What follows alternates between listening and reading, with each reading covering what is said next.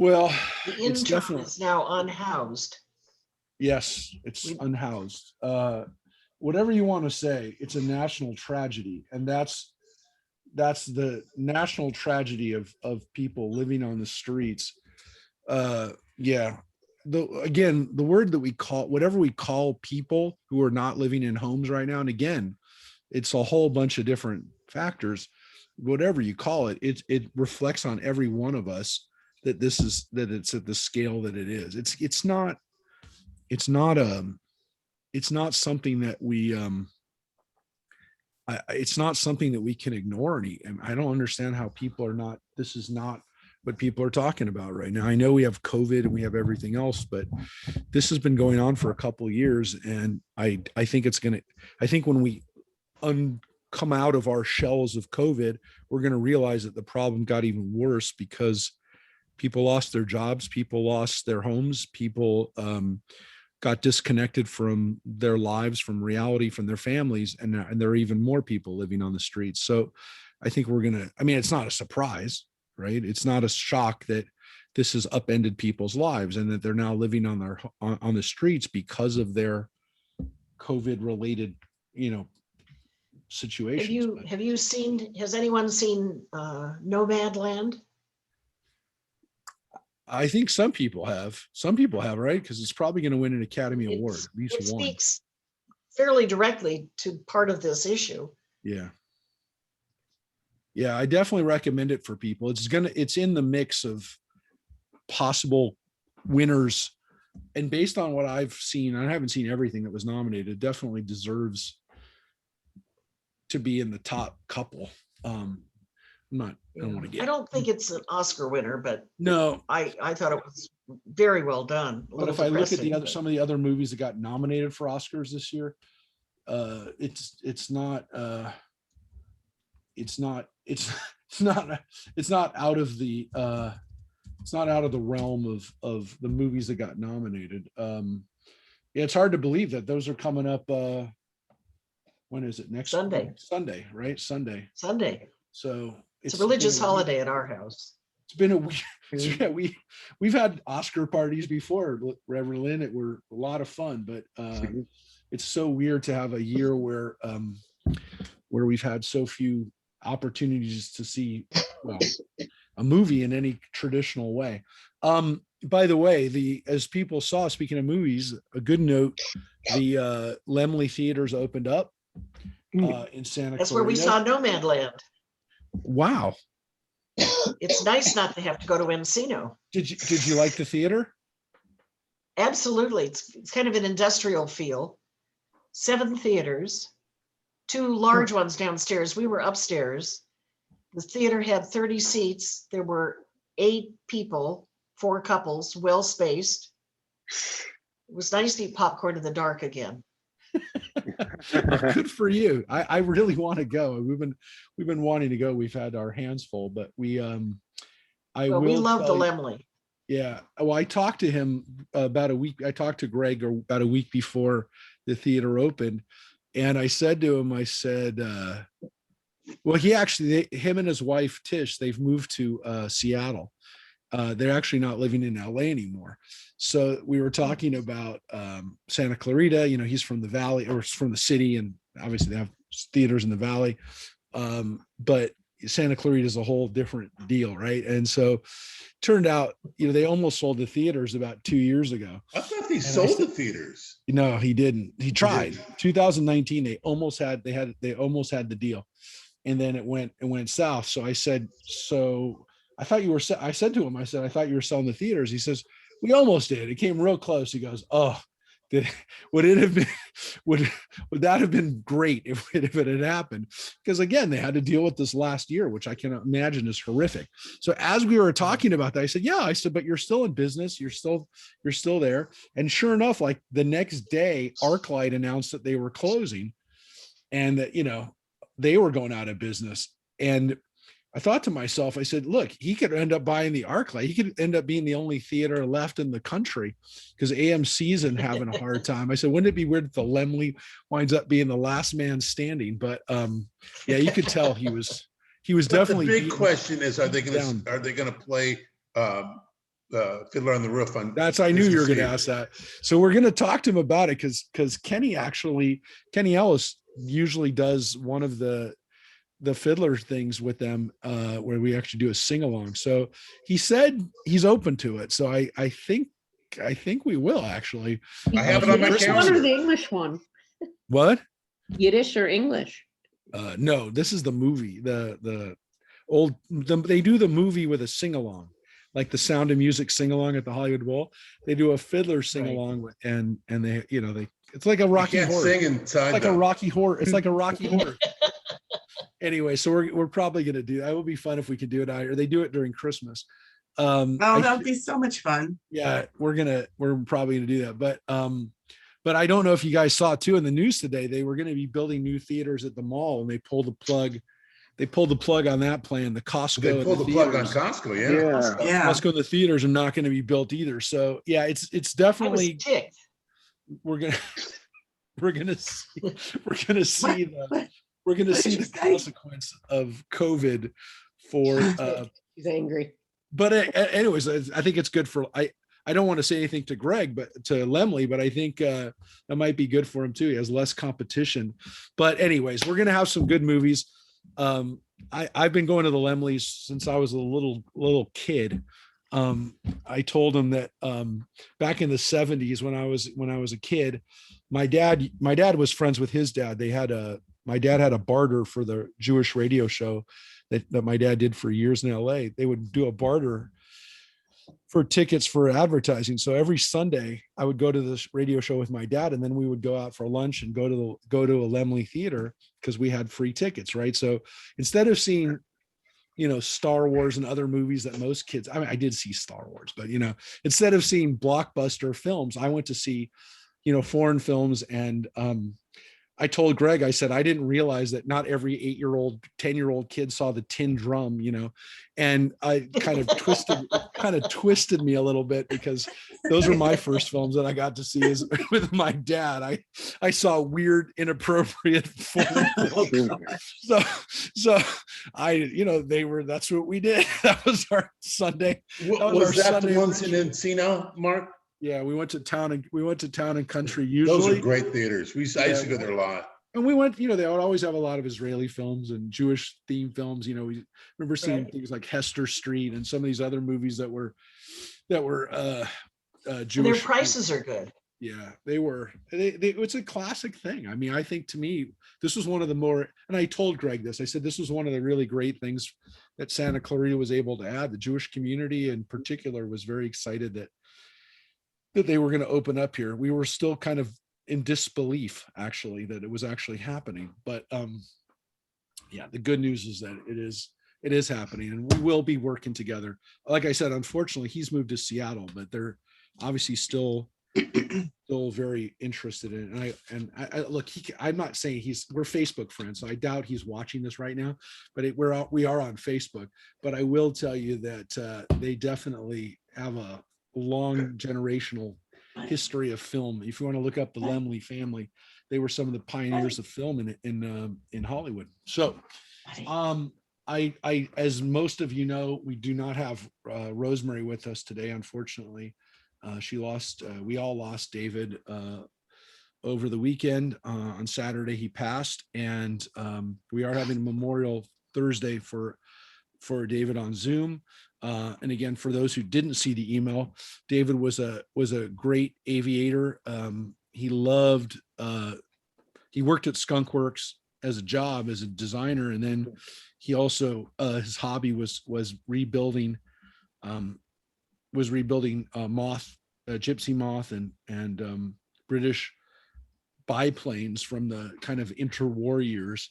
And so he had 3 planes in his hangar in Santa Paula, and he loved flying these planes, which were, I'm telling you, you got to have a lot of guts just to get up in those planes. But he and Rosemary's flown them too, but they are amazing historical, like they're literally like living historical operational pieces that I mean, I've seen them up close, but I wouldn't fly in them, but they're almost like bicycles almost. The amount of technology in them is pretty close to what you'd have a 10-speed bike today, but it's amazing. Yeah, so he'll be missed, deeply missed. And again, Rosemary, it was a difficult last year or so as he was battling cancer. But he was very courageous, and he'll be missed. So we'll dedicate our studies to him today. And again, for those who can join us Thursday, we're doing it at 6:00 because they have some family back east that are going to be there. That we want to start too late, but And Mark, in the chat, what? In the chat below, Yes. I put the link for the meal train to take care. Thank you, Judith. That is very important too. Yeah, we're doing a meal train for Rosemary to get meals out to her. As I said, she's out in Santa Paula, but they still have to get fed. No, she's just going to be fine. But if you can bring a meal out to her, but it is a schlep, I know, but she definitely appreciates it. And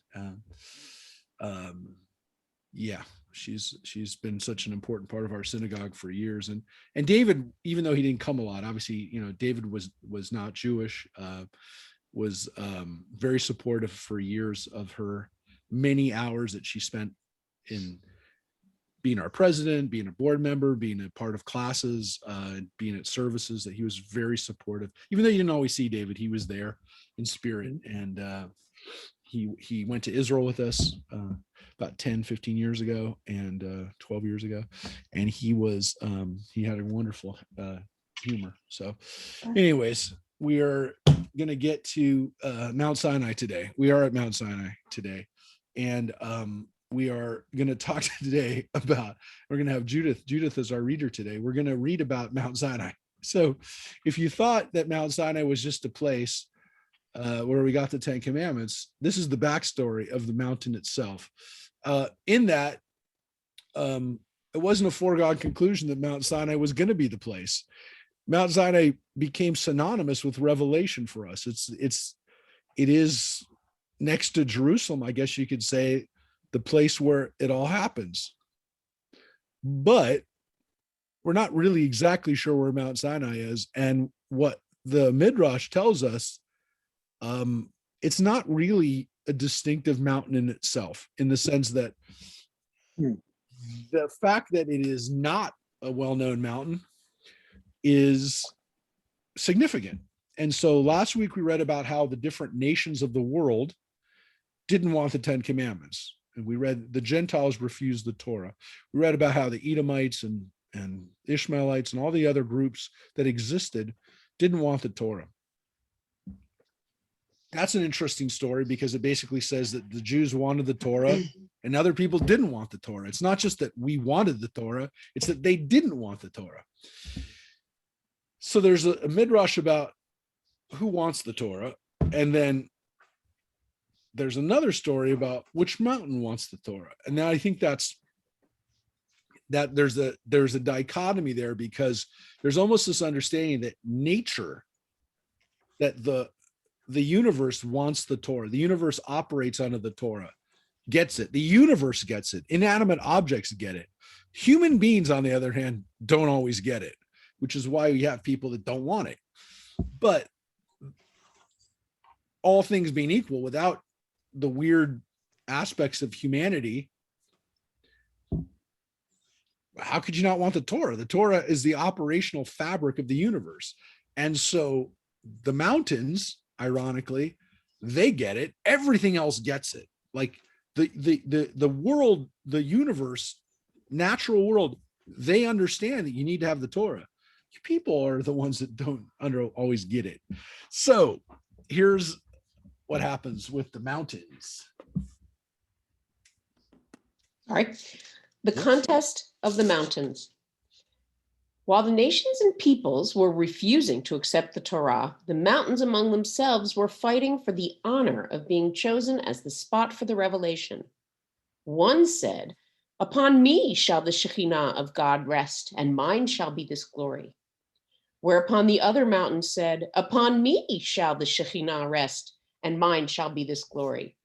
The mountain of Tabor said to the mountain of Hermon, "Upon me shall the Shekhinah rest, mine shall be this glory, for in times of old, when in the days of Noah, the flood came over the earth, all the mountains that were under the heavens were covered with water. whereas it did not reach my head, nay, not even my shoulder. All the earth was sunk under water, but I, the highest of the mountains, towered high above the waters. Hence, I am called upon to bear the Shekhinah. Mount Hermon replied to Mount Tabor, upon me shall the Shekhinah rest. I am the destined one. For when Israel wished to pass through the Red Sea, it was I who enabled them to do so. For I settled down between the two shores of the sea, and they moved from one side to the other through my aid, so that not even their clothes became wet. Mount Carmel was quite silent, but settled down on the shore of the sea, thinking, if the Shekhinah is to repose on the sea, it will rest upon me. And if it is to repose on the mainland, it will rest upon me. Then a voice out of the high heavens rang out and said, the Shekhinah shall not rest upon these high mountains that are so proud, for it is not God's will that the Shekhinah should rest upon high mountains that quarrel among themselves and look upon one another with disdain. He prefers the low mountains, and Sinai among these, because it is the smallest and most insignificant of all. Upon it, he will let the Shekhinah rest. The other mountains hereupon said to God, is it possible that you are partial and will give us no reward for our good intention? God replied, because you have striven in my honor, I will reward you. Upon Tabor will I grant aid to Israel at the time of Deborah, and upon Carmel will I give aid to Elijah. So here's this wonderful story about the mountains that are in Israel, or the ones that are the ones that are within the borders of Israel. So you have Mount Hermon, you have Mount Tabor, and you have Mount Carmel. They're all in the north. They're all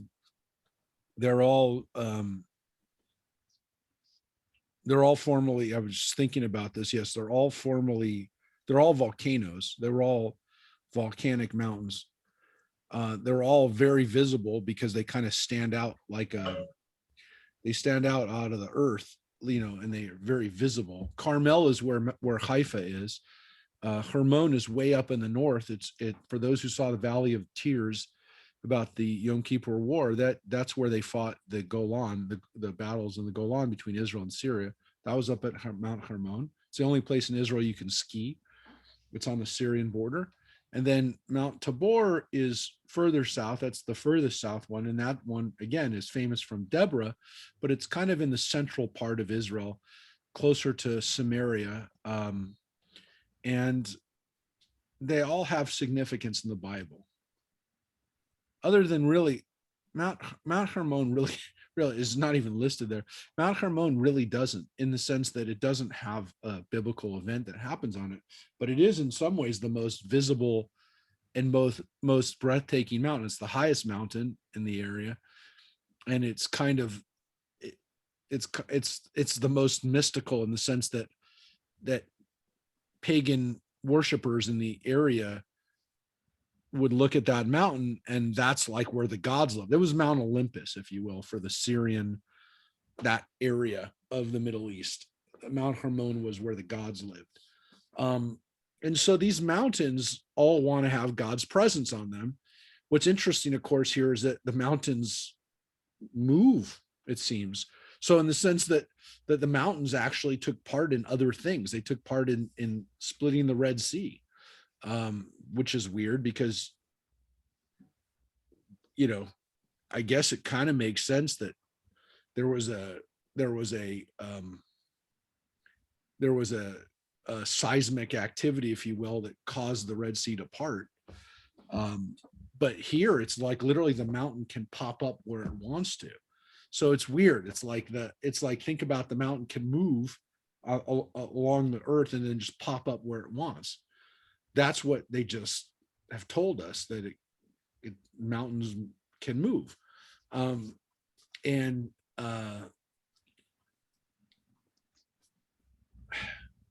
mountains don't, they get something. They get these other people that get to come onto their and get to make them biblically significant.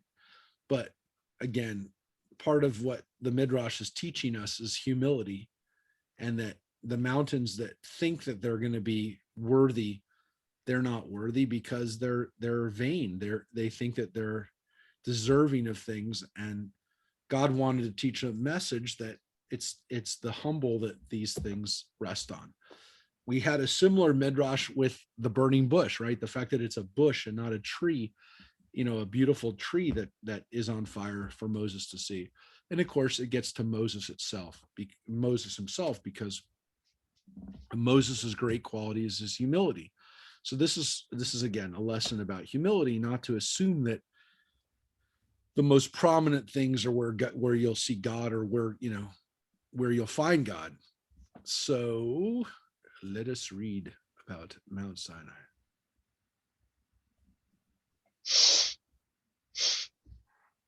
You want to roll it up a little bit more? There you go. Mount Sinai was given the preference not for its humility alone, but also because upon it there had been no worshiping of idols, whereas the other mountains, owing to their height, had been employed as sanctuaries by the idolaters. Mount Sinai has a further significance too, for it had been originally a part of Mount Moriah, on which Isaac was said to have been sacrificed. But Sinai separated itself from it and came to the desert.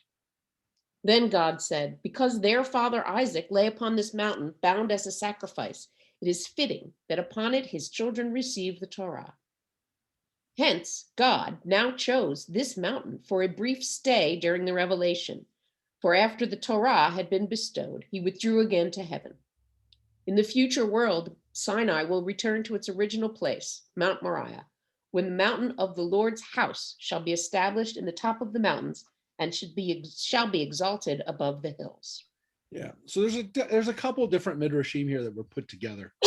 But one of the weird, interesting midrash that you've got here is that they don't like the fact that Mount Sinai and Mount Moriah, or Mount Zion, are separate. They don't like that.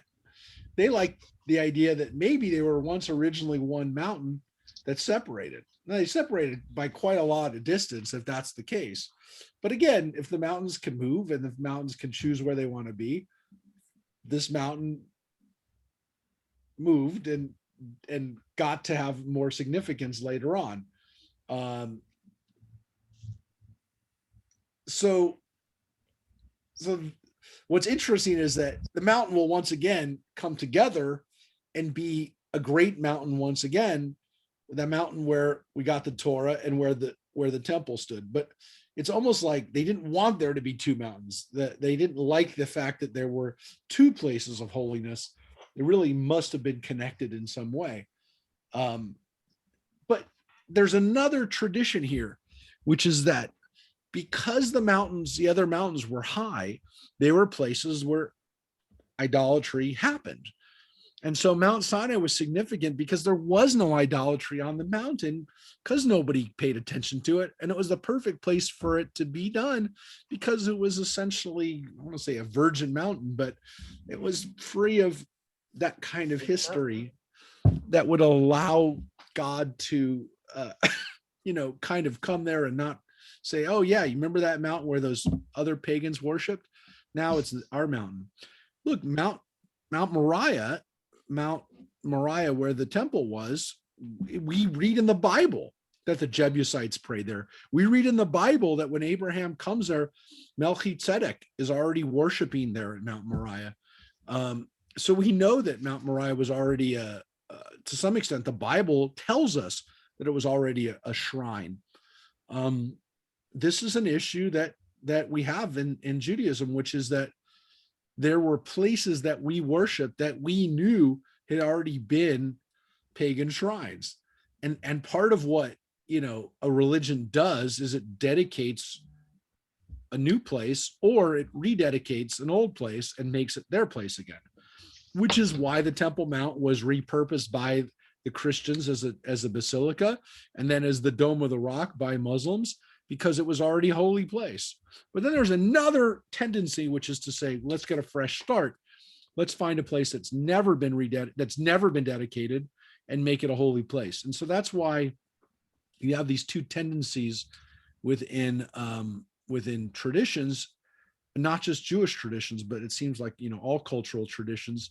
Are we going to rededicate the same place where something else happened, and give it new significance and connect ourselves to history by using that place? Or are we going to have a fresh start and make something new? And we still have that tendency even today in our own lives, in our own country. There's this sense of, some people would like to buy,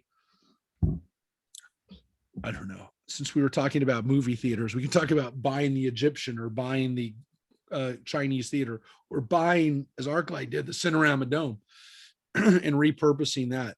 There's that tendency that people want to say, that's my theater now, and I'm using that theater, which means I'm the one in charge now. I'm the one that God has picked. I'm the one that fortune has picked. I'm the successful one because I'm using that theater now. Or as Disney does now with the El Capitan and the Egyptian. Or do you build the newest, biggest theater that nobody ever saw in a place where there never was a theater, and say, I did this. This is my new theater. So people have been doing this for thousands of years, and we haven't stopped. We still have that kind of dual tendency to rededicate and to rededicate, if you will.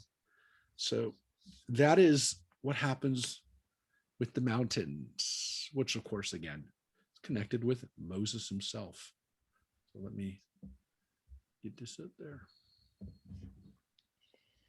Just as Sinai was chosen as the spot for the revelation owing to its humility, so likewise was Moses. When God said to Moses, "Go, deliver Israel," he in his great humility said, "Who am I that I should go to Pharaoh and lead the children of Israel out of Egypt? There are nobler and wealthier than I." But God replied, "You are a great man. You have I chosen out of all Israel. Of you shall the prophet of the future say, I have laid help upon one that is mighty. I have exalted on chosen out of the people." Moses in his humility, however, still stood apart and would not accept the office offered him until God said to him, "Why do you stand apart? If they are not to be delivered by you, by none other will they be delivered." When likewise, at God's command, Moses had erected the tabernacle, he did not enter it out of great humility until God said to him, "Why do you stand outside? You are worthy to serve me." So again, Moses is the other example of that kind of humility, which is like Mount Sinai. Moses is known for his humility. Again, part of the Moses stories are, on one hand, to say he was, he had these special powers from his infancy, but then there's this other tendency to say, what made Moses great was, and what Moses recognized about himself was, he wasn't special. He wasn't necessarily someone who anyone said is going to be the leader, the greatest leader of the Jewish people. And so his humility is what made him worthy of having those honors. And so that is kind of the other, lesson that we have read several times about Moses connected to Mount Sinai, is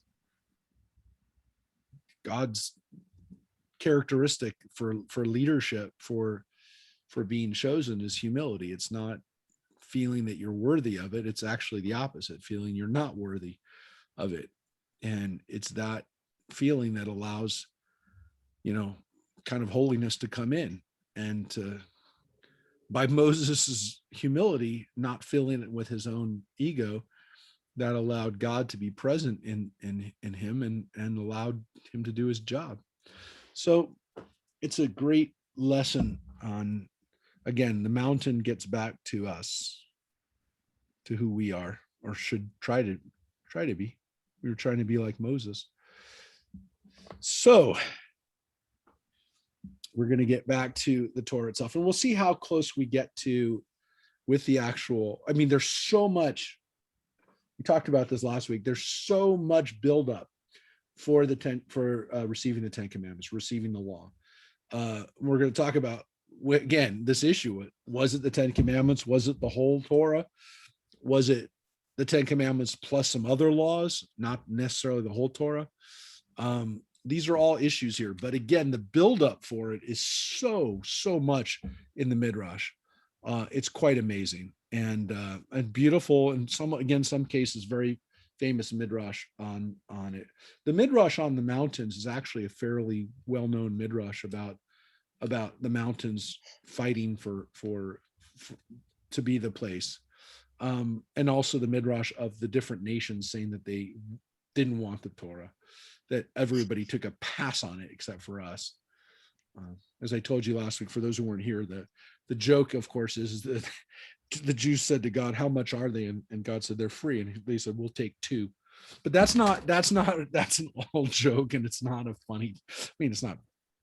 It's built on stereotypes, but the idea that the 10 Commandments were offered to other people and the Jewish people were wanting them was pretty important for the rabbis. And so you're going to see this in the theme for what we read today. And again, a lot of Midrash about the buildup for this.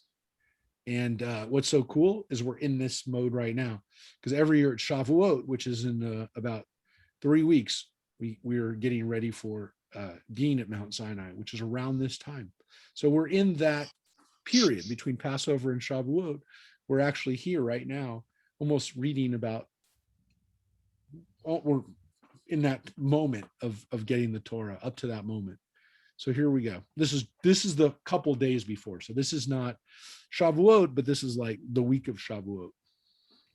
How close are we to the weekly parsha?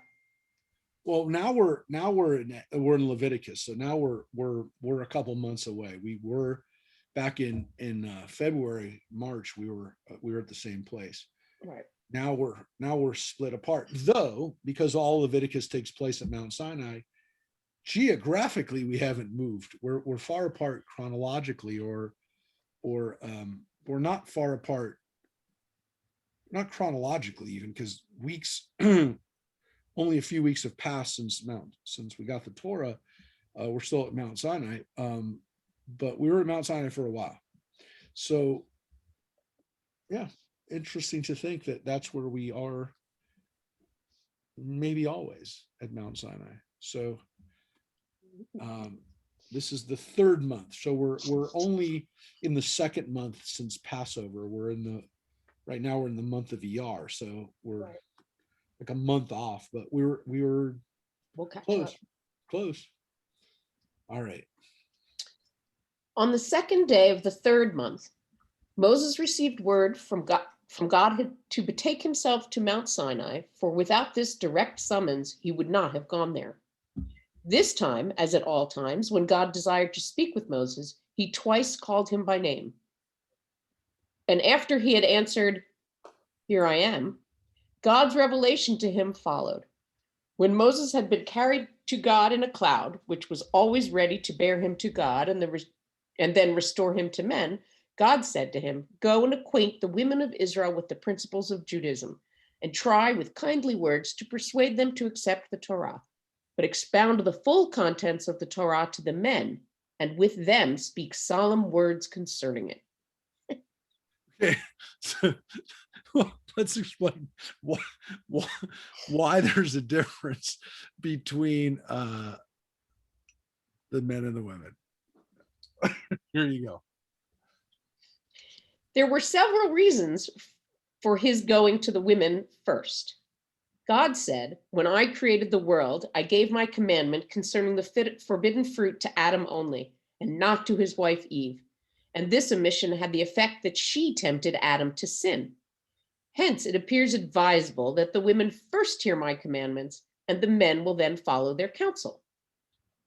God furthermore knew that women are more scrupulous in their observance of religious precepts, and hence he first addressed himself to them. Then too, God expected the women to instruct their children in the ways of the Torah. Wherefore, he sent his messenger first to them. So when you read it, and again, I don't want to get into the gender identity issues here, I will say that you thought they were going to maybe go in a different direction. And this Midrash actually tells us that there's a reason why Moses speaks to the women first. And so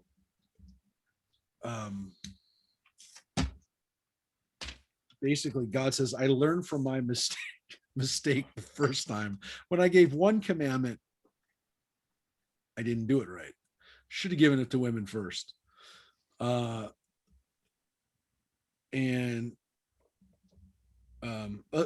the responsibility for that, number one, God takes responsibility for doing it wrong.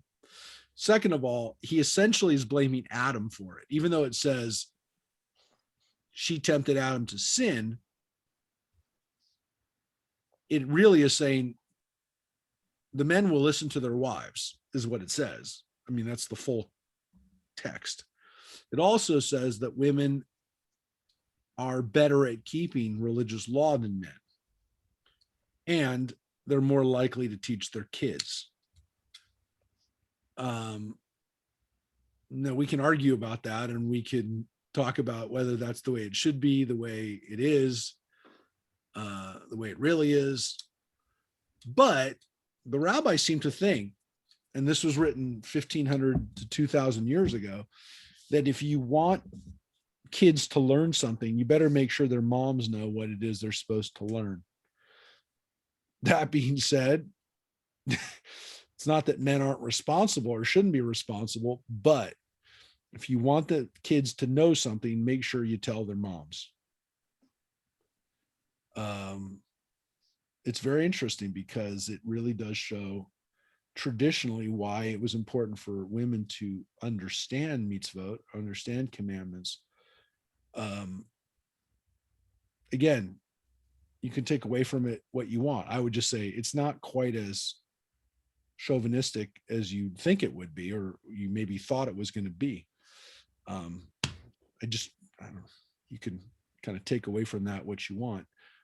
I don't want to comment on it, and we're actually not done with it yet anyway. So let's read the whole thing. The words that Moses was to address to the women, as well as to the men, to the Sanhedrin, as well as to the people, were as follows.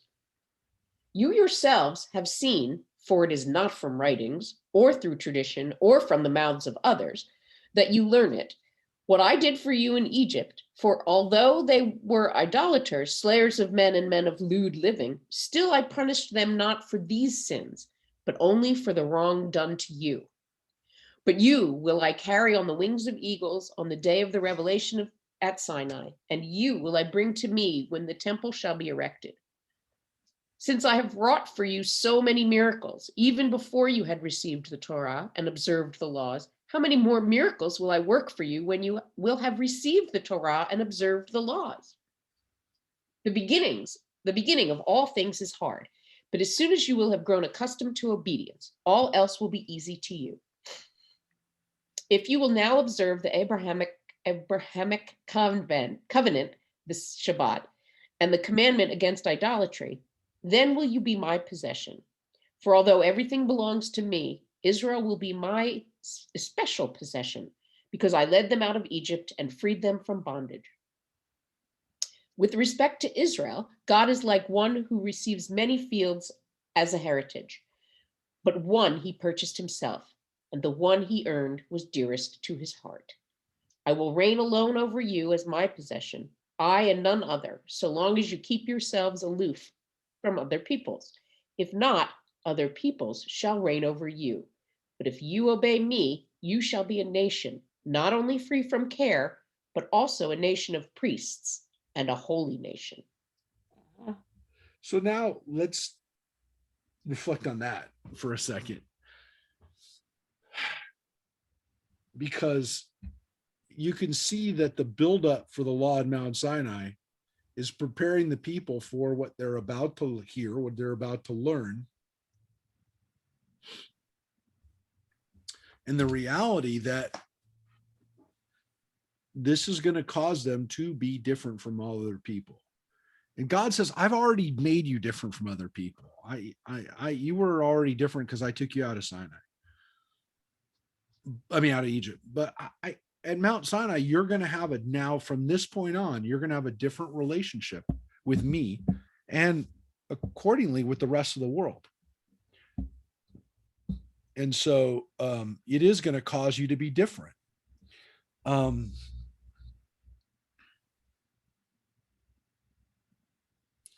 And again, God is saying, this is going to cause a separation. This is going to cause you to be different.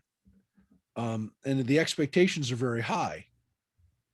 Now, the rabbis who write this are already writing after the destruction, most likely, of both temples, the first and second temple.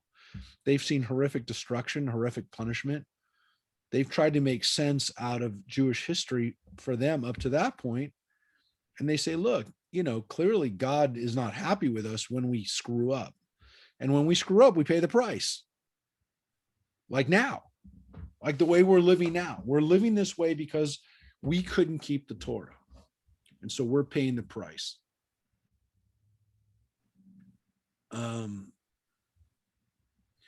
Look, embedded in this too is this idea that, God punishes other nations, but God didn't punish the Egyptians because they were idolaters and because they did bad, their behavior was bad.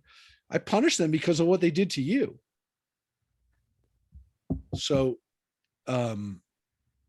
you are going to be held accountable for, if you take all this into consideration, you're going to be held accountable for your actions, not just for, again, like the Egyptians were punished. You're going to be punished for doing those kinds of things. You're going to be punished for being idolaters, men of lewd living, killers. You'll be punished for that. I won't punish you. I won't punish you when you've done something horrific to another group of people, for being responsible for genocide. I'm going to punish you for breaking the law. So, it's pretty significant, this singling out. And of course, the rabbis also know that the people will become idolaters before they even leave Mount Sinai. And so that's them jumping ahead to some extent, but it's impossible for them to read it. I guess you could say for us to read it without thinking about the future, without the very soon future for the Jewish people, not 2,000 years later, not 3,000 years later, like today, but like 2 weeks later. What's going to happen when Moses is up on Mount Sinai getting the 10 Commandment hard copy, the golden calf incident? So they have their first commandment is not to have any other gods besides God, not to make any idols. And they break both of those commandments right away.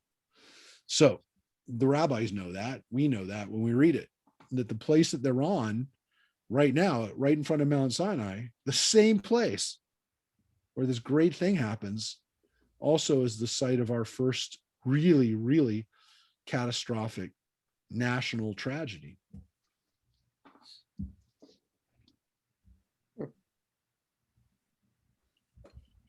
If Israel had not sinned through worshiping the golden calf, there would be among them no caste of priests. The nation would have been a nation of priests. And it was only after their sin that the greater part of the people lost the right to priesthood. God now instructed Moses to transmit to the people his words without adding to them or diminishing from them, in the precise order and in the same tongue, the Hebrew. Moses hereupon took upon himself to the people to deliver his message without first seeing his family. He first addressed the word of God to the elders, for he never forgot the honor due the elders. Then, in simple and well-arranged form, he repeated it to all the people, including the women. Joyfully and of his own impulse, every Israelite declared himself willing to accept the Torah, whereupon Moses returned to God to inform him of the decision of the people. For although God, being omniscient, had no need of hearing from Moses the answer of the people, Still, propriety demands that one who is sent on a message return to make a report of his success to him who sent him. God hereupon said to Moses, I will come to you in a thick cloud and repeat to you the commandments that I gave you on Marah, so that what you tell them may seem to the people as important as what they hear from me.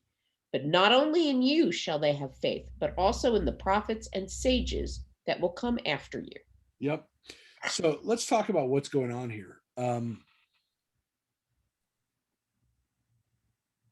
first of all, we read that first little paragraph is that there would never have been Levites if there hadn't been the golden calf.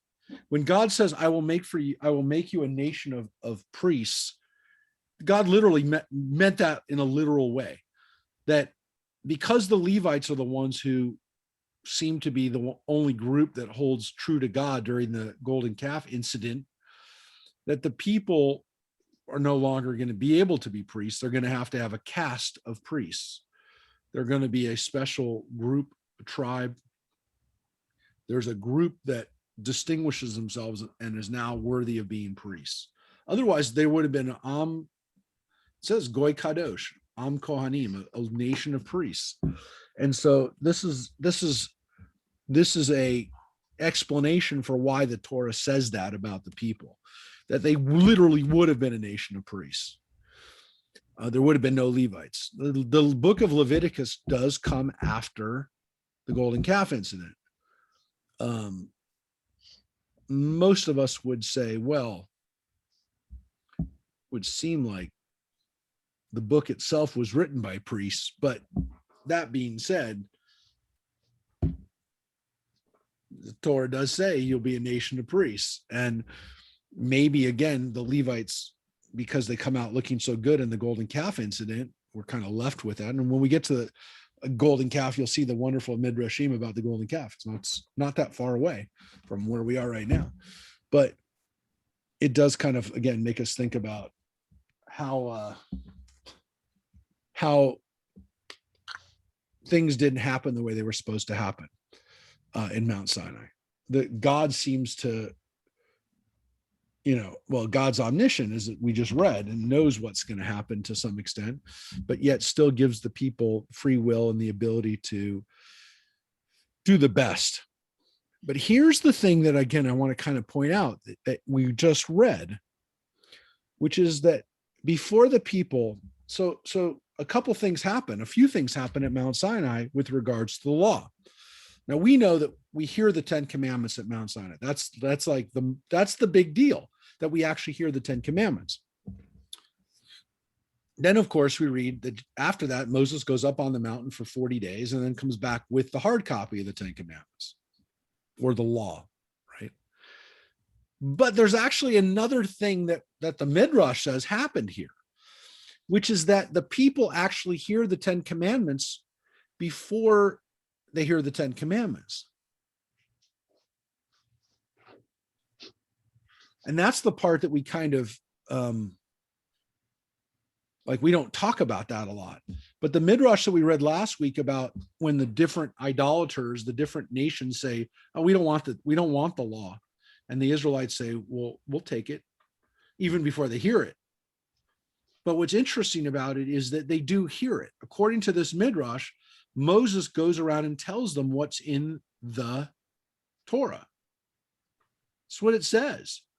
He betook it himself to deliver the message. And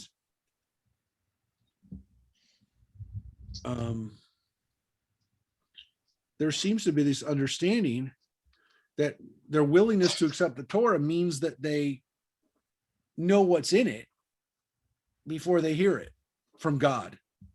And the Midrash actually says, I want the people to have faith in you too. And in the people who come afterwards, the prophets, and of course then the rabbis, that when they're saying this, it's like they're hearing it from me.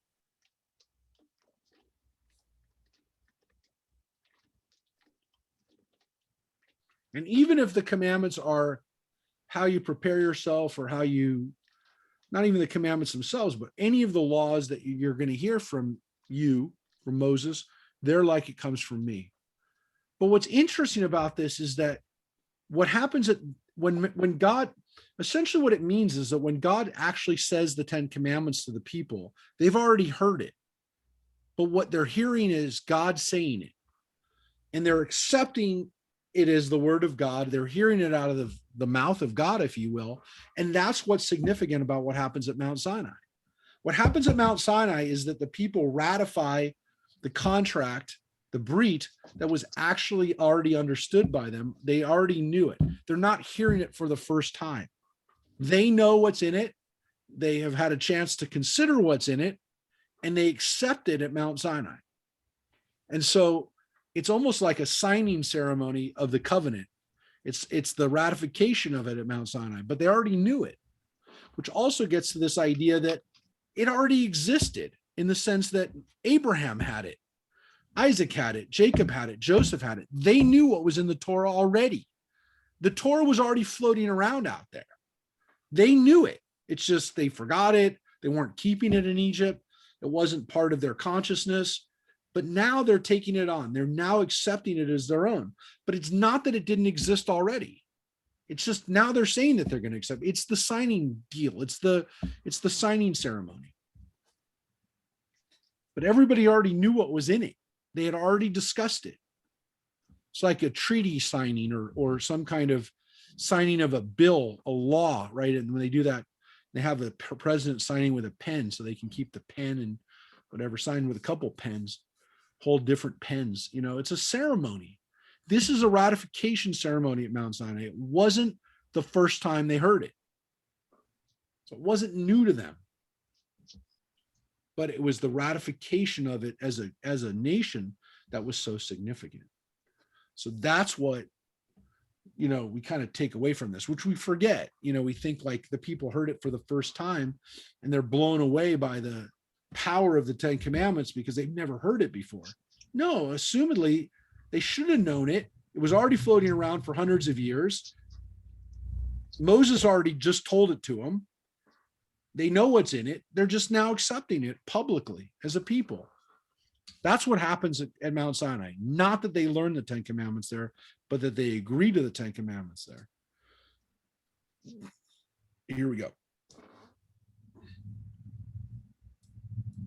Moses then returned to the people once more and explained to them the serious effects that disregard of the law would have upon them. The first time he spoke to them about the Torah, he expounded its excellencies to them so as to induce them to accept it. But now he spoke to them of the terrible punishments they would bring upon themselves if they did not observe the laws. The people did not, however, alter their resolution, but were full of joy in the expectation of receiving the Torah. They only wished Moses to voice to God their desire to hear him impart his words directly to them. So they said to Moses, "We want to hear the words of our king from himself." They were not even content with this, but wanted to see the divine presence, for hearing is not like seeing. God granted both their wishes and commanded Moses to tell them to prepare themselves during the next 2 days for receiving the Torah. Yeah. Which, by the way, then gets to the question, and again, you know, I wouldn't say this is the only tradition, right? There is kind of a tradition that they didn't know it, you know, that this is the first time. But if you think about it, if the people did know it and already had access to the 10 commandments and already knew it, is it really this word? Is it really revelation? Is it really revealed if they already knew it or should have known it or had access to it? Is it really revelation then? And revelation comes from the word to reveal. Is there really a reveal here, or is it more of an affirmation rather than a revelation?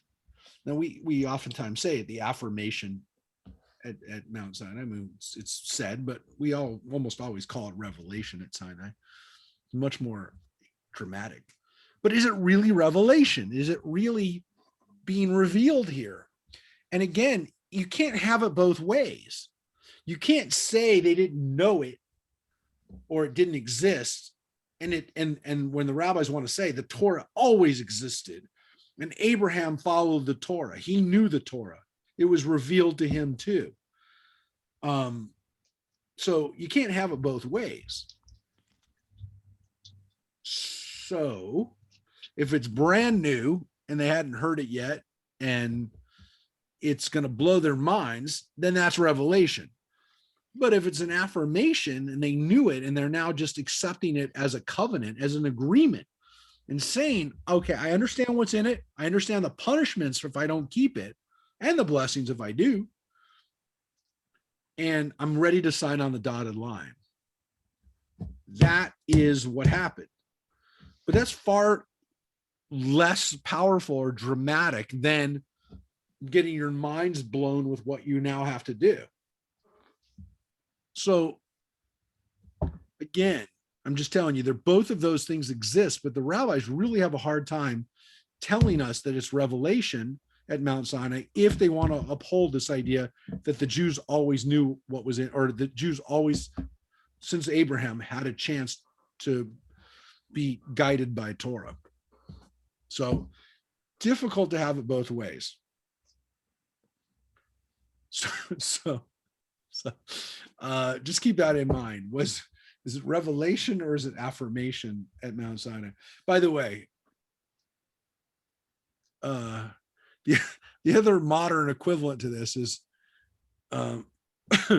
if what happened at Mount Sinai was the signing of the contract, that's like when you go into the finance office when you buy a car and you have to wait there for an hour as you get called into the finance office and then have to sit there and listen to the signed papers that you don't even read, right? Because there's pages and pages of papers and you just say, I want to get out of here already. And you sign anything because you're by this point, you just want to leave. That is not a good place to be. The finance office at the dealership is not where you want your history to emanate from. Definitely more dramatic to have a preparation and excitement and revelation at Mount Sinai. So it's kind of strange that both traditions exist, but they do. And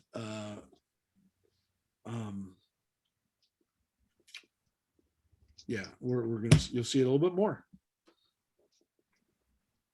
Wait, I'm writing down that revelation in the finance department.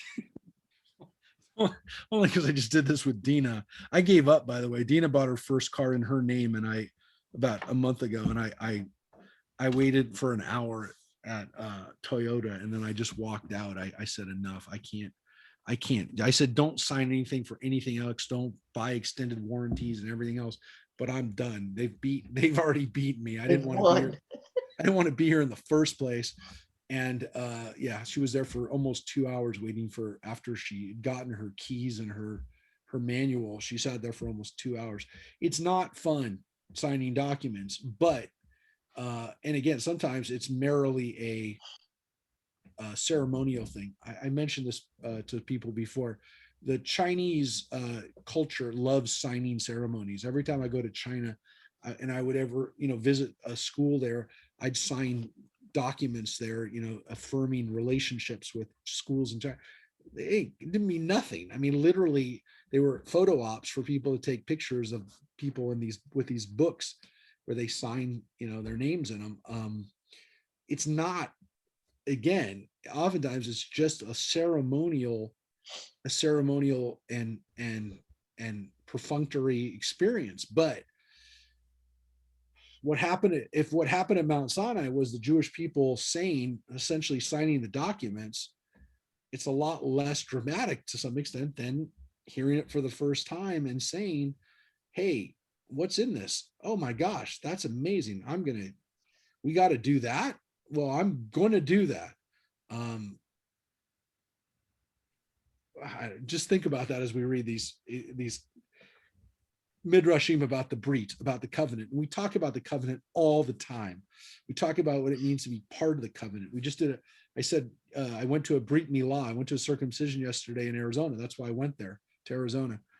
And we call it a brit milah, the covenant of circumcision. We talk about that act being the one that binds us to the Jewish people, that covenant we're reenacting through circumcision, that covenant, which is part of what makes a brit. So I went there yesterday to Phoenix. As I said, I did a quick turnaround. I left on a 7:50 flight from Burbank and came back on a 7:50 flight from Phoenix. So when I got on the plane, the flight attendant asked where I was going. And I said, I'm going to Scottsdale for a family member. That was a joke. That was the way I described a bris. I couldn't describe what a bris. I didn't want to say I'm going for a circumcision. I said, I'm going there for a family member. It worked. Think about it. I get it. Not that funny. So, I'm going there for a family member. Anyways, I don't know. I came up with that one yesterday. So the circumcision is part of one I'm of here the till things. Thursday. Try the veal. I was here for 12 hours. Anyways, can only do that joke once. Actually, I don't. I actually probably could get away with it doing more, but I actually did say that. So that's what you do when you become a part of the covenant. Let's read this. Just as one who is admitted to Judaism must first submit to the 3 ceremonies of circumcision, baptism, and sacrifice, so Israel did not receive the Torah until they had performed these 3 ceremonies. They had already undergone circumcision in Egypt. Baptism was imposed upon them 2 days before the revelation on Mount Sinai. On the day preceding the revelation, Moses recorded in a book the covenant between Israel and their God, and on the morning of the day of the revelation, sacrifices were offered as a strengthening of the covenant. Okay, Baptism? so were they circumcised? I guess we don't know for sure. There definitely is a mass circumcision that happens before the Israelites enter the promised land with Joshua. None of the guys were circumcised that were born in the desert for some reason. Here it seems that the rabbis at least would like to imagine that we were circumcised when we received the Torah. And not only were we circumcised, but we were also baptized. Now, it's such a weird word to see in the context of Judaism, but of course, mikvah is Jewish before it was Christian.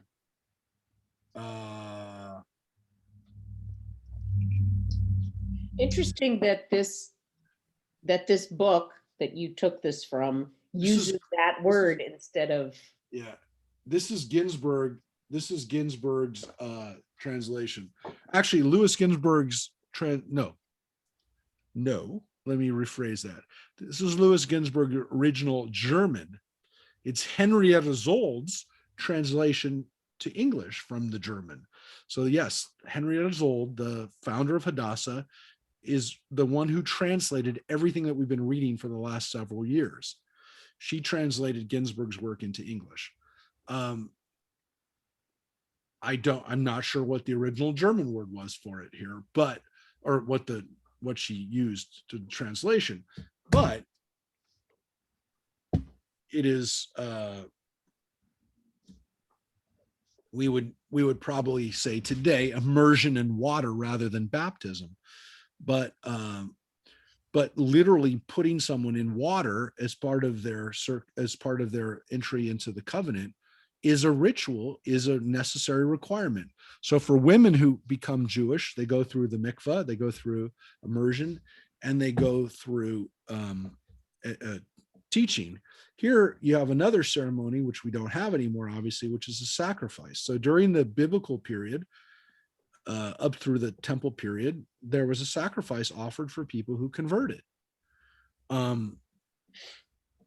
So what the Midrash here is saying is that the Jews who were at Mount Sinai did all those 3 things in order to receive the law.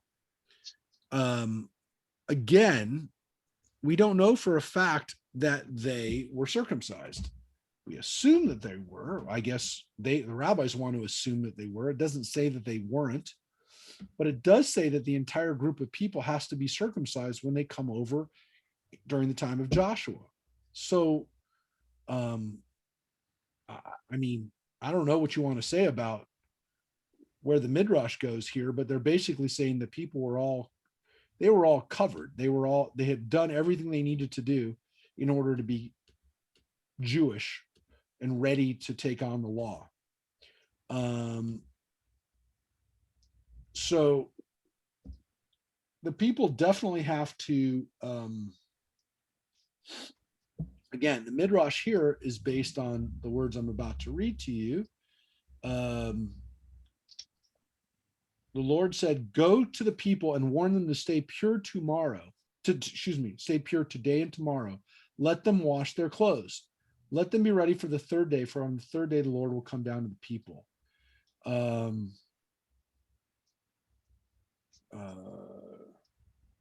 Moses came down from the mountain and warned the people to stay pure, and they washed their clothes. And he said to the people, "Be ready for Where the are third-" you? Oh, sorry, Exodus chapter 19, verses 13, 14, and 15. Those are the lines for, these are the words that he said to them. I mean, all what we're reading right now, all the Midrash we're reading is based on this stuff from chapter 19.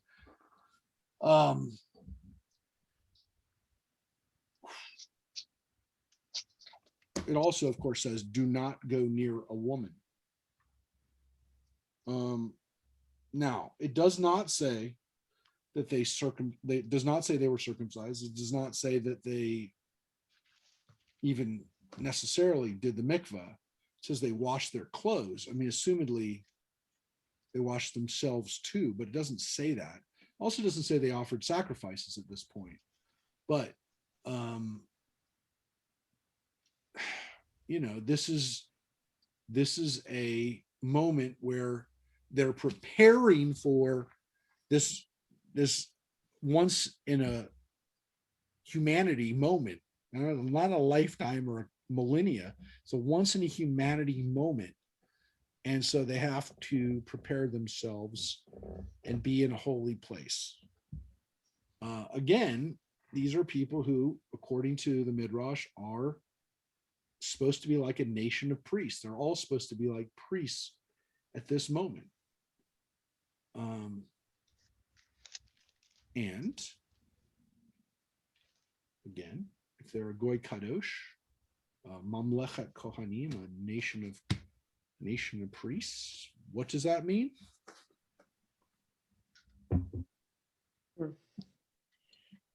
As there were no priests at that time, the service was performed by the elders of Israel, who, in spite of their age, performed their duty with youthful vigor. Moses erected an altar on Mount Sinai, as well as 12 memorial pillars, one for each tribe, and then bade them bring bulls as a burnt offering and a peace offering. The blood of these animals was then separated exactly into two halves. This was attended to by the angel Michael, who guided Moses' hand and so conducted the separation of the blood that there might not a drop more in one half than in the other. God, upon this, said to Moses, "Sprinkle the one half of the blood upon the people as a token that they will not barter my glory for the idols of other peoples, and sprinkle the other half on the altar as a token that I will not exchange them for any other nation." Moses did as he was bidden, and lo, the miracle came to pass that the blood of a few animals sufficed to sprinkle every single Israelite. Wow, it's a miracle. It's a miracle of the loaves. No, it's a miracle of the way that and one animal should be able to sprinkle blood on everybody. Well, actually, everybody gets two sprinklings. A sprinkle for what they're going to do, and a sprinkle for what I'm going to do for them.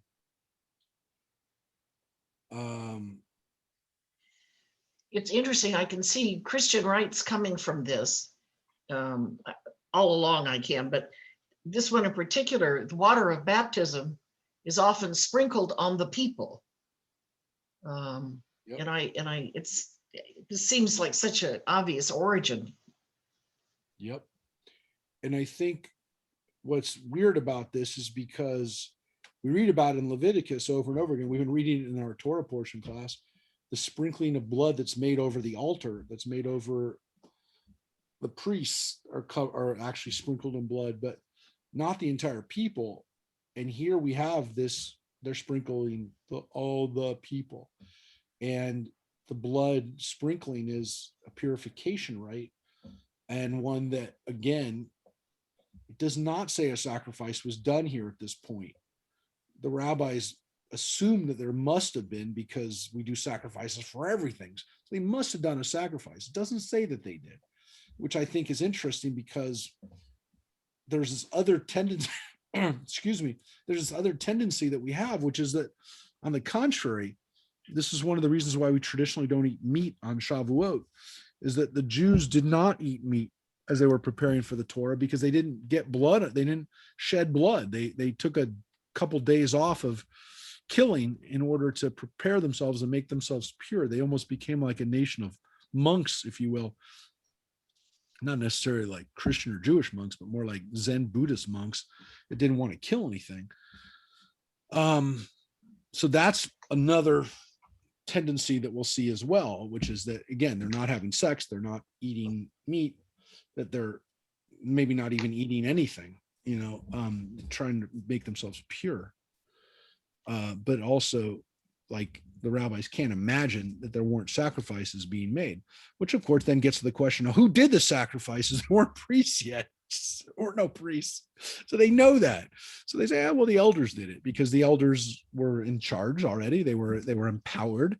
And so they did it, which again is kind of an admission that there was a time when there was an incident or a moment when the priest didn't offer sacrifices, which is kind of a slippery slope, because then you open it up. Well, do they always have to do it then? Maybe if they did it then other people can. Look, we know that there was a time in the Bible puts it through all the time. And I don't mean just because Abraham offered sacrifices or Isaac. I mean, they're the ancestors of the Levites. So technically they have Levite blood in them, but they're their ancestors. But there are other sacrifices that are made by people in the Bible who are not priests. We know the Passover sacrifice was offered by the family member, the head of the family. But we know that there was a time when sacrifices were offered by local people in their backyards for God. It was when the priesthood in Jerusalem said, no, you're only offering sacrifices in our backyard and our temple. And if you offer up a sacrifice anywhere else, you're offering it up not to God, and God's going to get mad at you, and God will smite you for your bad offering, your unclean and uncommanded offering. You can only do it at the temple. But that's a later development. And so the rabbis know that. I mean, the rabbis were writing much, much later, in some cases after the temple wasn't even standing anymore. But this idea that like anybody could offer sacrifices is a little bit of a slippery slope, because again, it's kind of an admission that there was a time when other people offered sacrifices, not just the priests. Here we go. Before this covenant between God and Israel had been made, Moses read aloud to the people all of the Torah, that they might know exactly what they were taking upon themselves. This covenant was made a second time in the desert of Moab by Moses, and a third time by Joshua, after the entrance into the promised land on the mountains of Geritzim and Eval. Although the people had now clearly expressed their desire to accept the Torah, still God hesitated to give it to them, saying, "Shall I without further ado give you the Torah? No, bring me bondsmen, that you will observe it, and I will give you the Torah." Okay, so pause right here. So it's still tendency that we have of, what are the people accepting? Are they accepting something that they knew already, or is it something that like they haven't heard yet? So again, we have this, I'm going to show you in the Torah where this problem is. It's in verse 8, which is, all the people said, all that the Lord has spoken, we will do. Na'aseh, we will do. And the lesson from this is that the people said, we'll do it. Now, did they actually hear it already? Or did they just say, well, God is good, and God, whatever God tells us, we're going to do? there seems to be this understanding that, again, the people know what's in it, that the people actually know what's there. So again, this idea that God says to them, you're going to get the Torah, you're going to accept the Torah now, I've given it to you, you know what's in it, now we're going to have the signing ceremony. That's the issue. So again, there are both of those tendencies exist within the tradition, that's what's happening here. And it could be, again, because there's some different versions of the Torah being received inside the Torah itself, right? There's different writers writing slightly different versions of this story, which could lead to different midrashic traditions as well, right? But there also is this kind of like philosophical dilemma, which is if the people know what they're getting, then at least when they say we'll do it, they're actually saying we'll do it. We'll do what's in the Torah because we know what's in the Torah, not I'm assenting to something that I don't even know what's in it. Well, if they're doing that, then they're doing it out of faith. But it's also this sense of, yeah, but they should know what they're saying. They should know what they're agreeing to before they do it. And again, isn't the Torah always there? Was there really a time when there wasn't Torah? Those are the things that we have that are the undercurrents here in this discussion. Again, the Israelites seem to be more than willing to accept it, and that other nations aren't. But then there's still this thing that, again, and I love this midrash. This is one of my favorite midrashim. Honestly, this is one of my favorite midrashim anywhere. Is okay, but now God's got a little hesitation. Now God's saying, maybe they don't deserve the Torah. Wait a second. I'm giving the people the Torah. They're going to now be responsible for the Torah. They get the Torah. They're going to teach the Torah. Why am I giving it to these people? Let me, God says for a second, God's having seller's remorse. He's like, well, maybe not. Maybe they don't deserve it. And so he says to the people, what are you going to give me that I'm going to give you my greatest treasure? What do you have that you deserve that I'm going to give you in exchange for this? And so this is the midrash. Here it is. Although, bondsman. Where was I? Oh, yes. Israel, O Lord of the world, our fathers are bondsmen for us. God, your fathers are my debtors, and therefore not good bondsmen. Abraham said, whereby shall I know it? And thus proved himself lacking in faith. Isaac loved Esau, whom I hated, and Jacob did not immediately, upon his return from Padan Aram, keep his vow that he had made upon his way there. Bring me good bondsmen, and I will give you the Torah. Let me just break this down. So, because this is one of my favorite midrashim for so many reasons. So the Israelites say to God here at Mount Sinai, our great forefathers, Abraham, Isaac, and Jacob, they'll be our bondsmen. They prove that and God says, no, they're all screwed up. Every one of them didn't have faith. Every one of them disappointed me. Every one of them. They're not good enough. So this whole idea that we have repeated over and over again has just been shattered, that we get treated special because of Abraham, Isaac, and Jacob, and by extension, Sarah, Rebecca, Rachel, and Leah. And we could all find fault with all three of them and all four of them for things that they messed up with. I mean, Sarah laughed, Rebecca tricked her husband, Rachel hated her sister, Leah tricked her sister and her husband. I mean, everybody screwed up. And so God says, I can't. What do you want me? You're going to tell me they're good bondsmen? No, they're not good. So now Israel comes up with another possibility. Our prophets shall be our bondsmen. God, I've claims against them, for like foxes in the deserts became your prophets. Bring me good bondsmen, and I will give you the Torah. So he says, so the people say to God, or again, well, how about our prophets? They're all good. No, they're not. God says they've all disappointed me too. Every one of them screws up. He says, I can't take those. I'm not going to take those as surety that you're going to follow the Torah, because they've all screwed up. I won't do it. I'm not going to give it on them. And again, those are people that haven't even lived yet, right? The prophets are yet to come. They're actually gonna come, but I can't do it for them either, including Moses. Yep. Israel, we will give you our children as bondsmen. God, well then, these are good bondsmen, on whose bond I will give you the Torah. Hereupon the Israelites brought their wives with their babes at their breasts and their pregnant wives, and God made the bodies of the pregnant women transparent as glass. And he addressed the children in the womb with these words, Behold, I will give your fathers the Torah.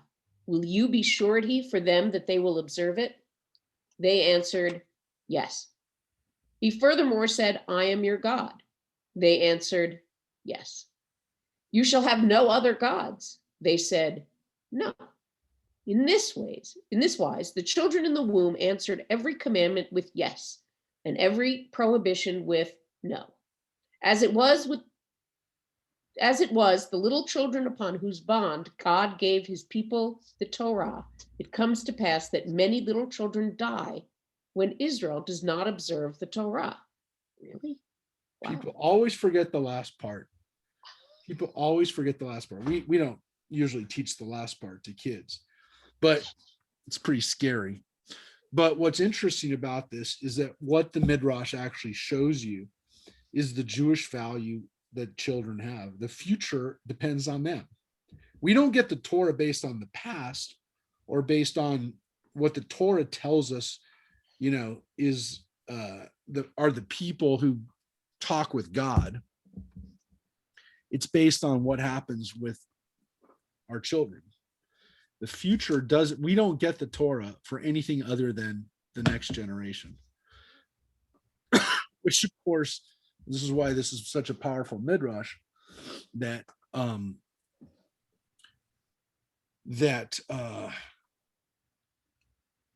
it's only there only is a Judaism if there's another generation. There's only a tradition. There's only a past if there's a future. And so the kids are the ones who actually agree to it. We usually don't teach that last part. We usually just end with, we'll give you our children as our bond, and God says, I'll accept that. We usually finish the midrash there. Not that the fact that the kids actually did it, that the kids even in the belly said it.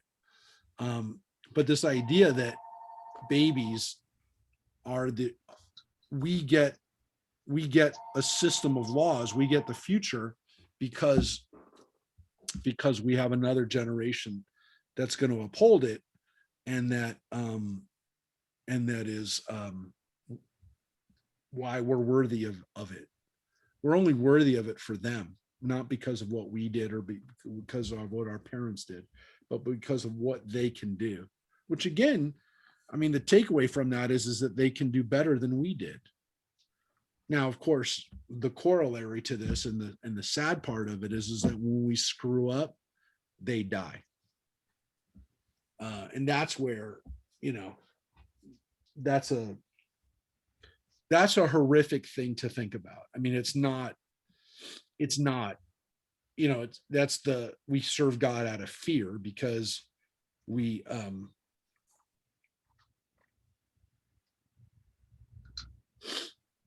I mean, it's essentially saying that people will only follow the law if they're worried that their children are going to die.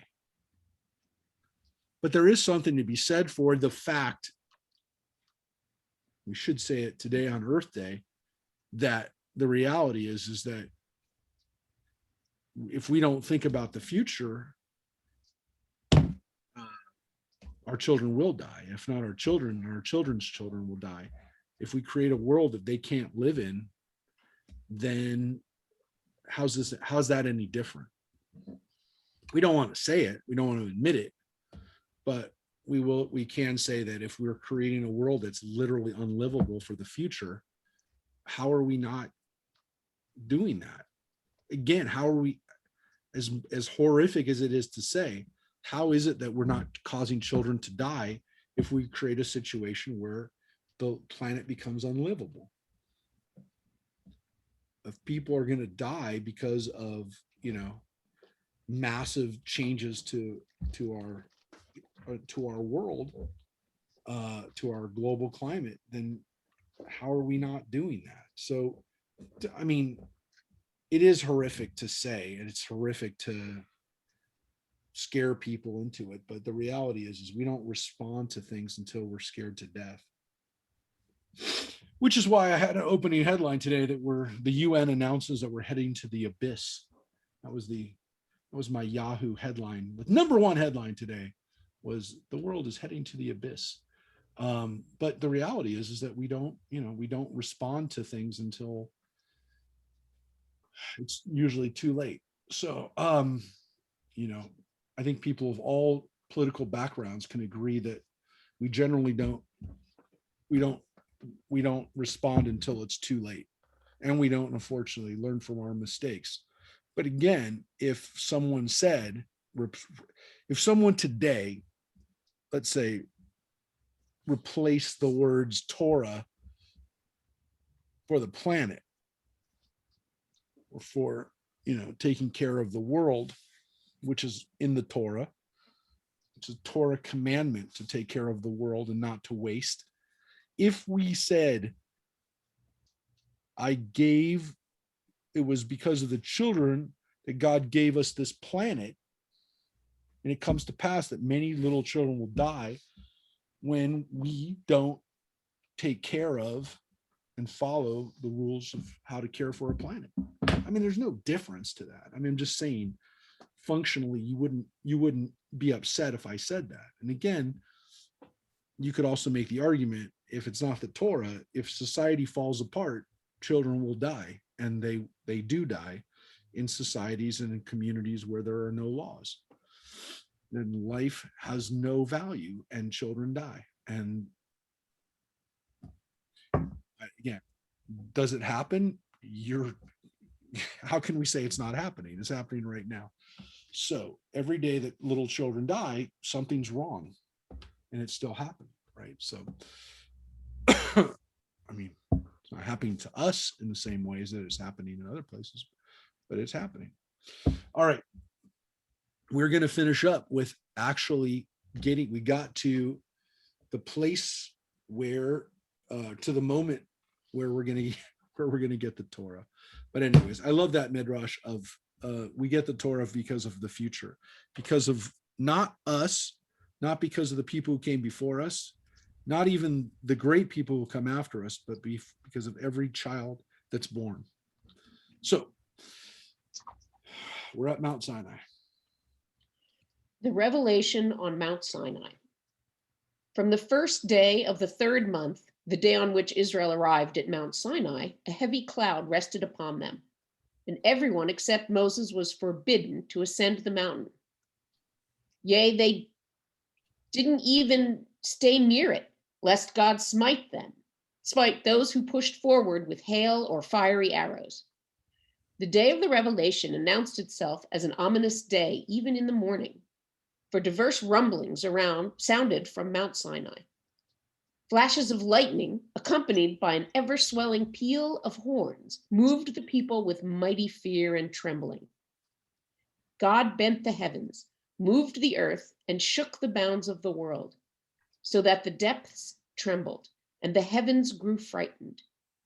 His splendor passed through the four portals of fire, earthquake, storm, and hail. The kings of the earth trembled in their palaces, and they all came to the villain Balaam, who asked him if God intended the same fate for them as for the generation of the flood. But Balaam said to them, "Oh, you fools, the Holy One, blessed be he, has long since promised Noah never again to punish the world with a flood. The kings of the heathen, however, were not quieted, and furthermore said, God has indeed promised never again to bring a flood upon the world, but perhaps he now means to destroy it by means of fire. Balaam said, nay, God will not destroy the world either through fire or through water. The commotion throughout nature was caused through this only, that he is not about to bestow the Torah upon his people. The Eternal will give strength to his people. At this, all the kings shouted, may the Eternal bless his people with peace. And each one, quieted in spirit, went to his house. All right. So what happens at Mount Sinai is that it's a complete, there's complete chaos in the world. And people are starting to panic because they think that it's going to be another flood. They think that God is creating something enormous on a planetary level, is what's happening here at Mount Sinai. And so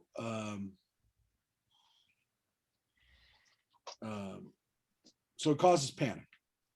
But Balaam, who we know is evil but is very smart, is a wizard. He knows what's happening. He says God's giving the Torah to his people. And so what Balaam does is he actually calms everybody down, at least at this point.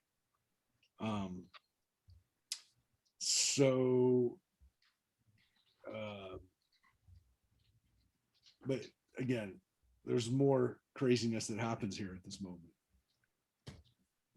Just as the inhabitants of the earth were alarmed at the revelation and believed the end of all time had arrived, so too did the earth.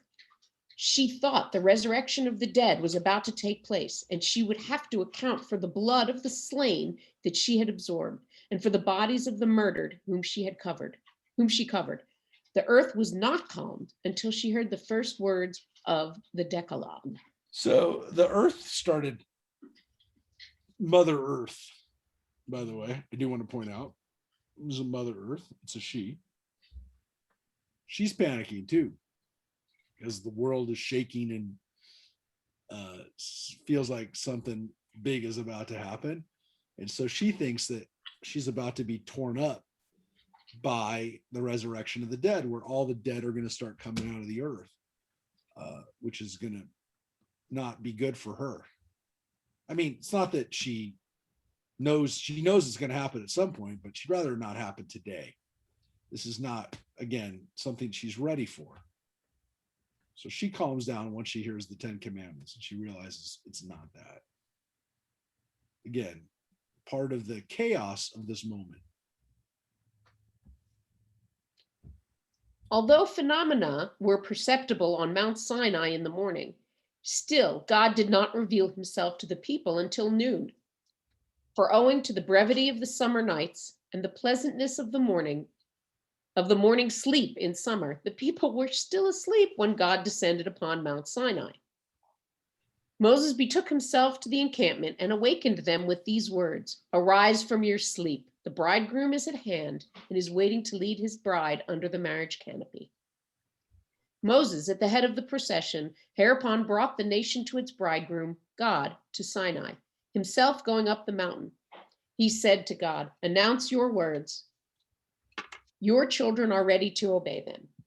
These words of Moses rang out near and far, for on the occasion his voice, when he repeated the words of God to the people, had as much power as the divine voice that he heard. Yep. So this is all based on what the Torah says. Well, it's not all based. I mean, that's the launching off point. What also is here is some very interesting Midrash about the Israelites being like a bride.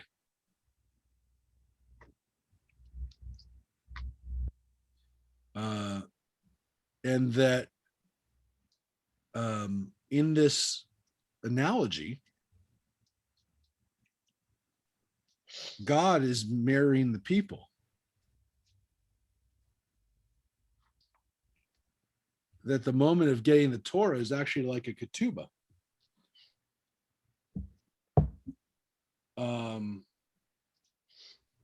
Everybody sees that? I mean, that's what we just read. Israel is like the bride in this analogy. In this story, in this analogy, A is to B is whatever. That's what you just read. Israel is like the bride. And part of what it's based on is Moses led the people out of the camp toward God, and they took their places at the foot of the mountain. So when Moses leads them up, it's almost like he's like the father of the bride leading the bride to the groom. Very interesting. It's an interesting image. It's an interesting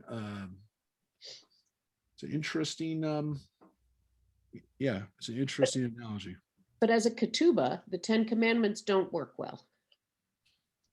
Well, question if it's just the 10 Commandments or it's the whole Torah. Well, that's true. If you're following the logic that the acceptance of the Torah is essentially like signing the ketubah, the terms of it are all in the Torah itself, and the signing ceremony is not just a signing ceremony; it's a ketubah signing.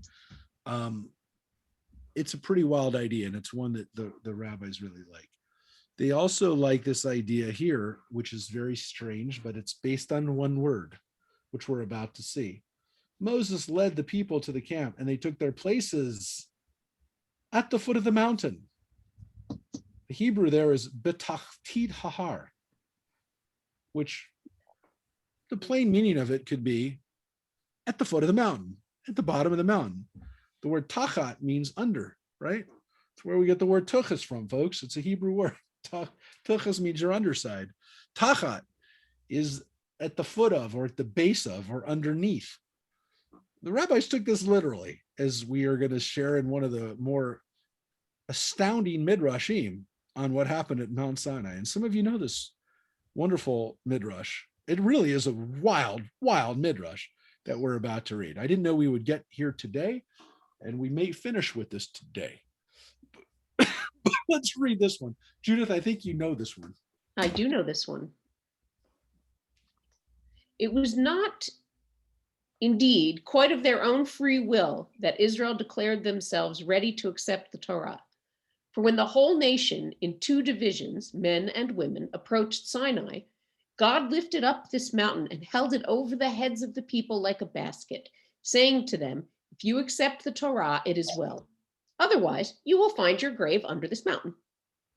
They all burst into tears and poured out their heart in contrition before God, and then said, all that the Lord has said, we do and be obedient. Hardly had they uttered these words of submission to God when 120 myriads of angels descended and provided every Israelite with a crown and a girdle of glory, divine gifts, which they did not lose until they worshiped the golden calf, when the angels came and took the gifts away from them. At the same time, with these crowns and girdles of glory, a heavenly radiance was shed over their faces. But this also they later lost through their sins. Only Moses retained it, whose face shone so brightly that if, even today, a crack were made in his tomb, the light emanating from his corpse would be so powerful that it could not but destroy all the world. Yeah. It's not that last part that I thought was so interesting. It was the other part. Right, Judith? The part that the mountain was actually over them. They were under the mountain. So when it says tachti hahar, it literally is they're underneath the mountain. And the rabbis did something really weird here, which is they went in a whole different direction, which is that the Israelites may have willingly, to some extent, accepted the Torah. There's also maybe not so willing that the weight of the whole mountain was on top of them at that moment, and that the people actually were scared, because they do seem scared at this moment. They do seem scared at Mount Sinai. And so the rabbis built on that by saying they literally were thinking that they were going to die. They were told they were going to die, thinking God actually said to them, this mountain will come down upon you if you don't keep the Torah. So this really does go against this free will idea that they willingly did it, that they actually, they were scared. So And I think, isn't this also where the whole business about the concept that I always heard it in connection that converts didn't have Mount Sinai over their heads. Oh, we're going to get to that. Oh, okay, sorry. No. It is. It is here, right? Yeah, I think it's in this coming up. If not, we're going to make sure we get to it. So we're going to we'll leave off here. We could read these next. Yeah, let's read these next couple paragraphs. We can do it. But I do want to point out that it also says that because they did do it, they were given this wonderful gift of a crown of light. They were glowing. They were on fire. Moses was the only one who got to keep it, which is again why Moses has to wear a veil for the rest of his life. He never loses it. He's the only one who doesn't lose it. Everybody else loses it. They lose this light. We had it. We lost it. So here we read this. After God had bestowed upon Israel these wonderful gifts, he wanted to proceed to the announcement of the Torah, but did not desire to do so while Moses was with him, that the people might not say it was Moses who had spoken out of the cloud. Hence, he sought an excuse to be rid of him. He therefore said to Moses, "Go down, warn the people that they shall not press forward to see me. For if even one of them were to be destroyed, the loss to me would be as great as if all creation had been destroyed. Bid Nadav and Abihu also, as well as the firstborn that are to perform priestly duties, beware that they do not press forward." Moses, however, desirous of remaining with God, replied, "I have already warned the people and set the bounds beyond which they may not venture." God hereupon said to Moses, "Go, descend and call upon Aaron to come up with you, but let him keep behind you while the people do not move beyond the positions you have assigned them." Hardly had Moses left the mountain when God revealed the Torah to the people. Yeah, and this is because the Torah does give us this weird retelling of the fact that God says, don't let the people come through, which we already heard. Now he hears it again and goes down to the people. And Moses says to God, they already know that. And God says, yeah, but they're not going to follow it. And actually tell Nadav and Abihu in particular. Of course, we read last week in Shmini, in Leviticus chapter 10, that Nadav and Abihu are the two sons of Aaron who actually do the exact opposite of what they're supposed to do and offer up an alien fire to God when they weren't supposed to. So this is actually connected to what we just read in the Torah. So God, knowing that Nadav and Abihu have this problem, if you will, he warns them. And this is a moment for Nadav and Abihu to do the right thing in this case, because they get an extra warning. I guess you could say when they don't get the warning, that's when they do it. All right, we're going to finish up with these last couple of paragraphs. And that's where we're going to leave off. This was the sixth revelation of God upon earth since the creation of the world. The 10th and last is to take place on the day of judgment. I will just tell you that is very cryptic and very strange, and also seems to reveal the fact that, again, God reveals himself to Abraham, to Isaac, to Jacob. There's revelations that God has. This is the sixth. It's not the last in the Bible, obviously. There's also ones that take place when God kind of reveals God's presence, for example, with King Solomon when he dedicates the temple. But this idea that this is only one of several times that God actually comes to earth to reveal himself. And again, it's not a normal thing. God doesn't normally do this. But it's not the only time. And as a matter of fact, God will do it 10 times. One of them is still supposed to happen. It's a very interesting idea that God has a set amount of times, that God never has planned to come down more than these amount of times. And this was one of them. It's about halfway, by the way. Means that already He has the 10 ride pass. He's coming back, but only one more time. Definitely has a little bit to do with Christian beliefs on revelation and on when and how God reveals himself. God doesn't come here unless God has already planned to come here. God doesn't make immediate and unannounced appearances. There are set times and God will do it. So what are all 6 up till now? Noah, Abraham, Isaac, Jacob. yeah, but Noah, Abraham, Isaac, Jacob, um,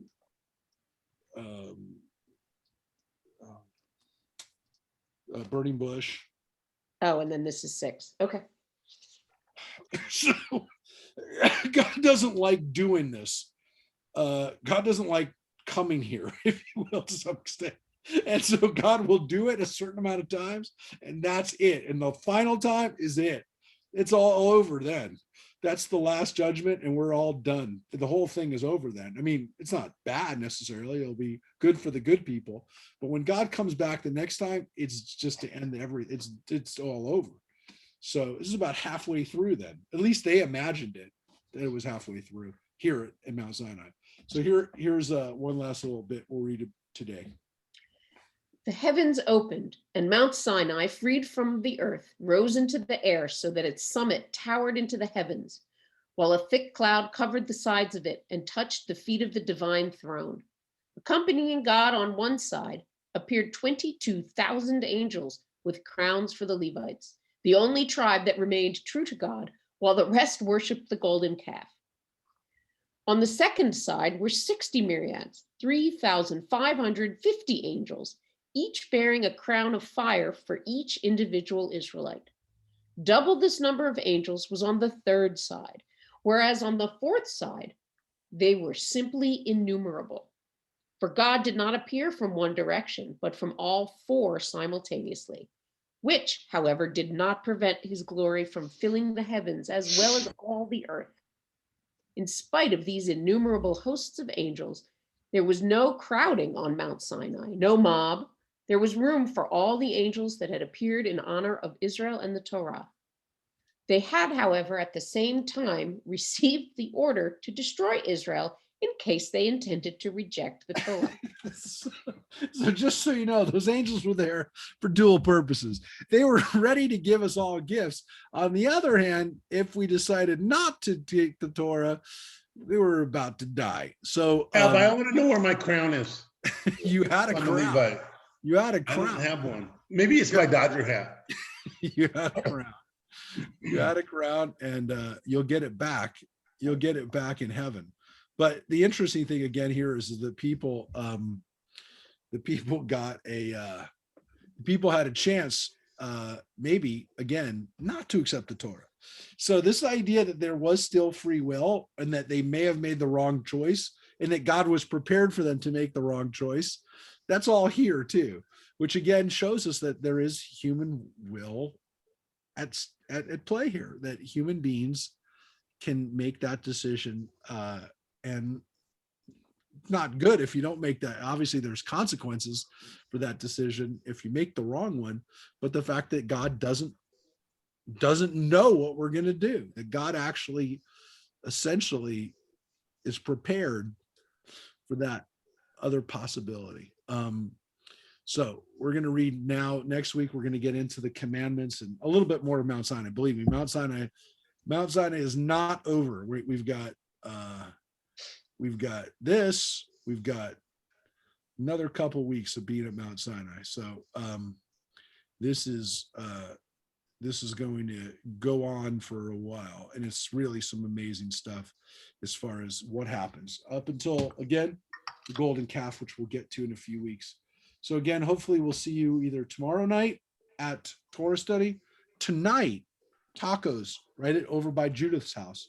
Judith wants everyone to come by after they're done with their tacos. She's opened up her bathrooms for everybody to use. I'm just kidding. I just made that up.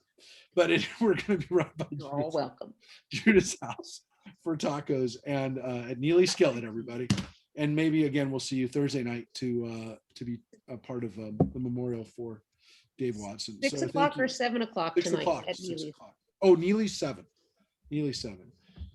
Dave Watson's is at 6 on Thursday. All right, everybody, stay good, and good things are happening, I promise. I think. All right. Bye, everybody.